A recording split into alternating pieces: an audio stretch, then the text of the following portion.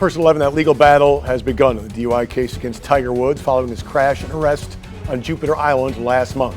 Investigators believe he was impaired with prescription drugs in his system when that crash happened. Now, prosecutors want to know what prescriptions Woods had received from his Palm Beach pharmacy. His lawyers argue that information is private, and now a judge will have to decide. Good evening, and thank you for joining us here at 11. I'm Todd McDermott. Reporter Ari Height spoke with a legal expert who analyzed both sides of the argument. The former Palm Beach County State Attorney predicts how the judge might find a middle ground. This is the subpoena prosecutors filed asking for a list of prescriptions Tiger Woods takes. And this is the response Woods' attorneys just filed, saying that information is private. The legal expert I talked to says this is a big decision the judge will make as to whether to release that list. The expert says this might be the best way for prosecutors to prove Woods was impaired that day.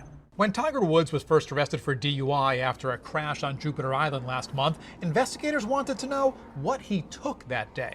Do you take any medication?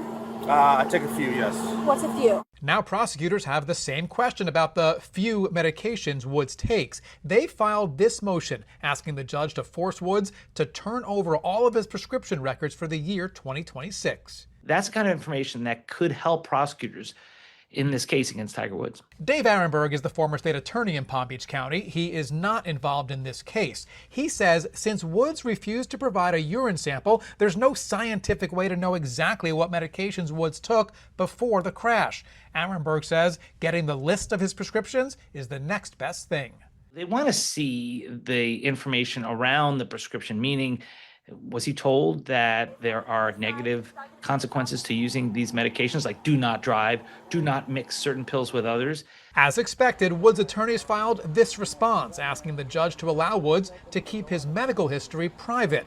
Arenberg says while we all have a right to privacy, he expects the judge will force Woods to release the information.